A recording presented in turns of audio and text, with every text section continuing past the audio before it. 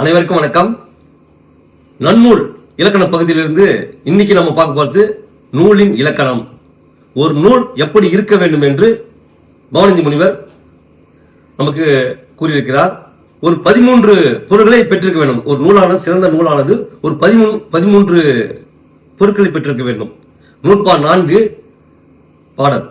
நூலின் இயல்பே நுவலின் ஓர் இரு பாயிரம் தோற்றி மும்மையின் ஒன்றாய் நாற்பொருள் பயத்தோடு எழுமதம் தழுவி ஐயிரு குற்றமும் அகற்றி அம்மாட்சியோடு எண்ணான்கு உத்தியின் ஒத்து பரலம் என்னும் உறுப்பினில் சூத்திரம் காண்டிகை விருத்தியாகும் விகற்ப நடைபெறுமே. இதுதான் நூற்பா.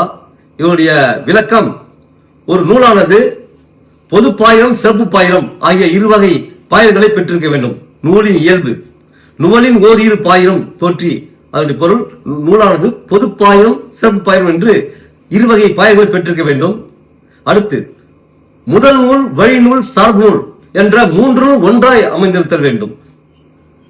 அடுத்து நாற்பொருள் பயத்தோடு அறம் முதலான 4 பொருள்களை பெற்றிருக்க வேண்டும். அறம், பொருள், இன்பம், வீடு என்ற 4 பொருள்களை பெற்றிருத்தல் வேண்டும். 5 7 வகையான மதங்களை தழுவி நிற்ற வேண்டும். மதம் என்றால் கொள்கை, கோட்பாடு என்று பொருள். 7 வகையான மதங்களை தழுவி நிற்றல் வேண்டும். 10 குற்றங்களை நீக்கி நிற்றல் வேண்டும். 10 வகையான குற்றங்கள் இருக்கக்கூடாதுன்னு சொல்றாரு. அடுத்து 10 அழகுகளை பெற்றிருக்க வேண்டும். ஒரு நூலாவது 10 குற்றம் நீக்க வேண்டும், 10 அழகுகளை பெற்றிருக்க வேண்டும். 8 32 உத்திகளை பொருந்தி நிற்றல் வேண்டும். 9 ஒத்து. ஒத்து என்றால் ஓரின பொருளை பற்றி பேசும் பல சூத்திரங்கள் சேர்ந்தது ஒத்து, அது பெற்றிருக்க வேண்டும். 10 படலம். இனப்பொருள்கள் தனித்தனியாக அமைந்த பல இயல்கள் சேர்ந்தது படலமாகும். பல ஒத்து சேர்ந்து படலம் என்று சொல்லலாம். பல ஒத்துக்கள் சேர்ந்து படலம், அந்த படலத்தை பெற்றிருக்க வேண்டும். அடுத்து சூத்திரம். சூத்திரம் என்றால் இலக்கண விதிகள் பெற்றிருத்தல் வேண்டும்.